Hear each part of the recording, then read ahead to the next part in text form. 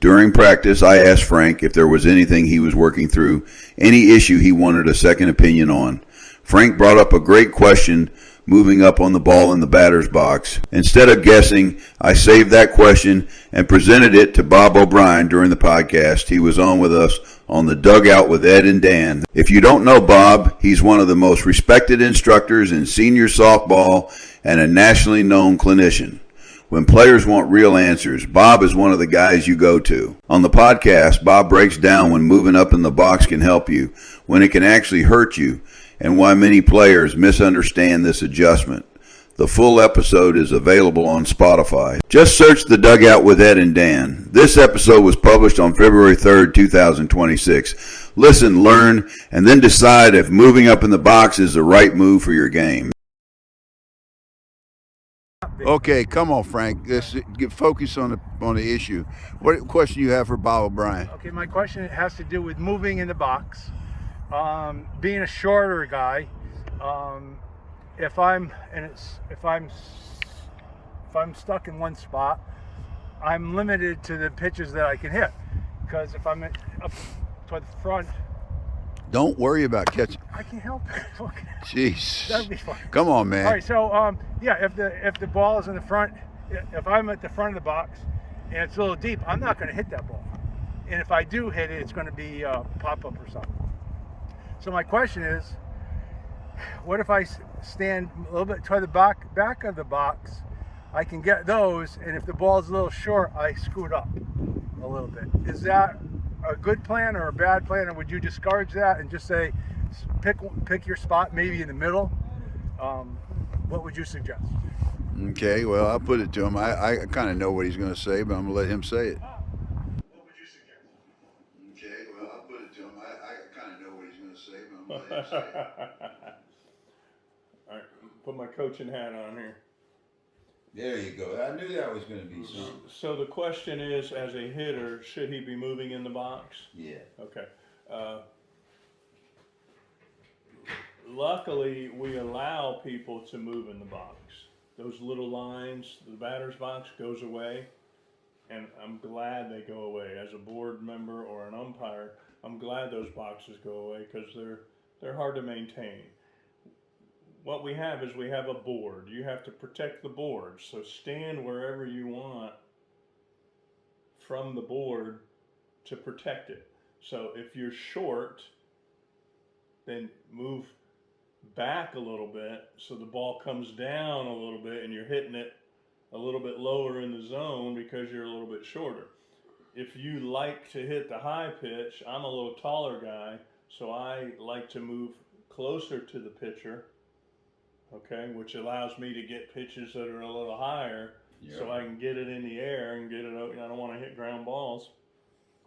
So I recommend you find a spot in the box that satisfies what you're trying to do. If you get up there and right field's wide open, you get off the board.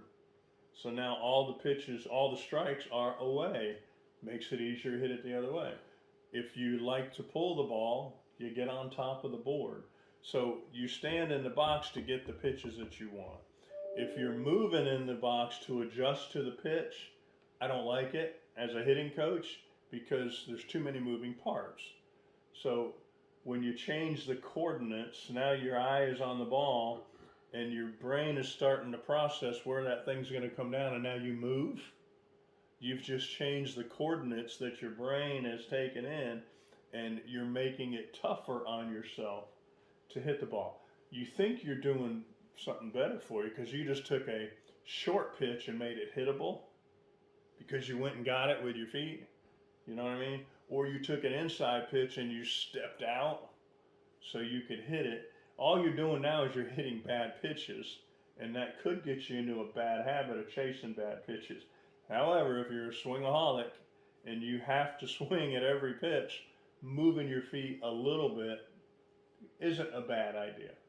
But that's something you do, and you've been a shuffler. He's called a walk. He's a walk-up hitter. And we have one on my team, John Livingston, Stones. Oh, he's one of the best. Stones will walk the box the whole night, and we've had this discussion. I said, Stones, you're getting old, and there's too many moving parts. I think Stones would be a better hitter if he just found his spot in the batter's box and stayed there. And Has he tried that? And no, he hasn't tried it yet. Oh. You know, He won't. old habits. He's been doing it so long. Old habits die hard. But let me go back to this. So Frank's going to be dancing when he hears this, because you said he can stay where he can move if he wants.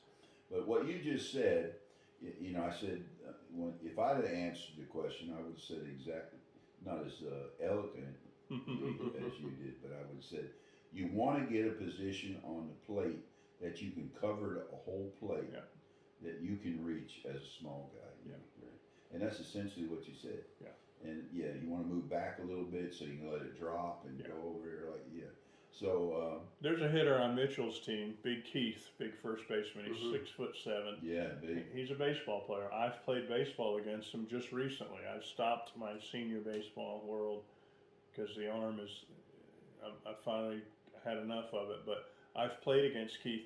Keith likes to get his arms extended. So he'll stand in a certain spot in the box, back of the box, so anything that hits the board, he can drop the bat head like a baseball swing and get his arms extended.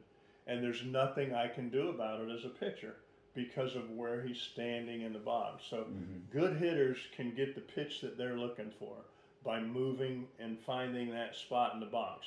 Now, really good hitters can shuffle to make the pitch that's coming their pitch.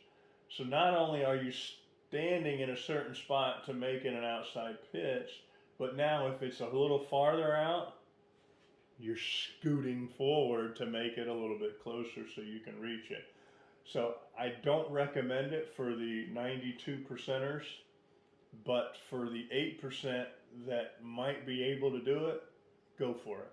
You can continue to do it, but just understand, I think you're going to be a little more inconsistent because there's too many moving parts.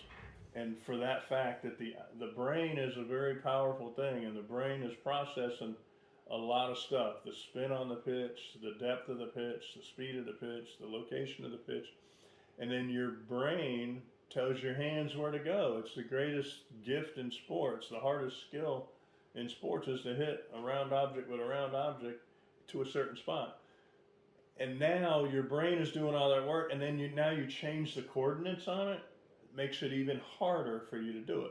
But if you've been doing it for a long time and you're comfortable doing it, go ahead and do it, but I don't recommend it for everybody. Yeah, well, he hasn't been doing it for a long time. Yeah. But that's for you, Frankie. Frankie, that's for you, buddy. You half right. Keep your feet still. Find a spot in the box for the pitch that you want. Okay, let me ask you the last one.